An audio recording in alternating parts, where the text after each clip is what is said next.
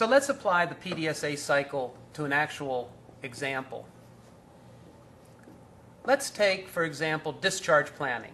That is, getting a patient out of the hospital on time when they were told they'd be discharged, which pleases the patient, the family, and the next set of patients that need to come in. So, what is our plan? The first plan aspect that we're going to do is that we've worked with the team to develop a new discharge planning form. Now, this form is a task that has to be done in order to achieve a test.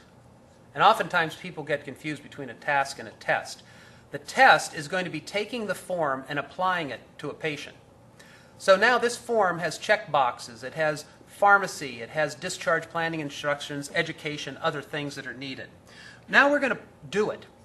That is, on next Monday, we're going to get one of the discharge planning nurses, Tom, to take this form and apply it to 3 patients. We're not going to do it on all 50 patients. We're not going to do it on the whole hospital. We're going to start out with a small test. 3 patients. Tom's going to take the form and use it with these 3 patients. We're going to get feedback then. We're going to study.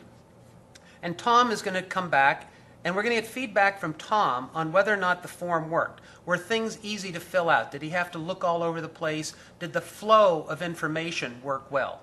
So Tom's going to give us feedback. Then we're also going to get feedback by keeping track of the percent of patients discharged by 11 o'clock.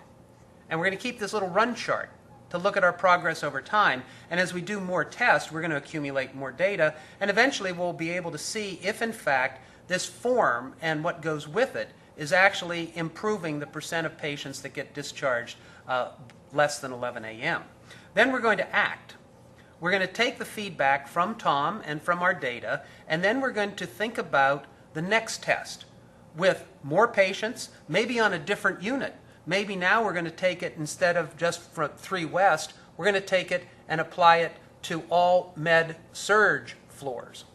Now, when we've tested under different conditions, and we're now accumulating, we've tested it with 3, 5, 10, 15 patients, at some point after we've tested under different conditions, we're going to be ready to move to the next phase, which is to implement. That is, implementation of the test, in this case the form, to all units. But we wouldn't want to do that until we've tested, especially under different conditions. And finally, once we've implemented, we'll be ready to engage ourselves in some spread.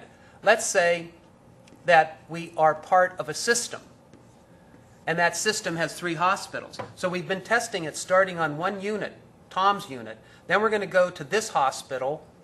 Then we're going to move to the next 2 hospitals and spread that has been tested and documented.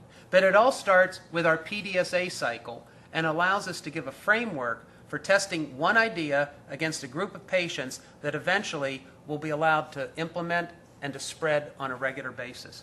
It all starts with the testing of PDSA.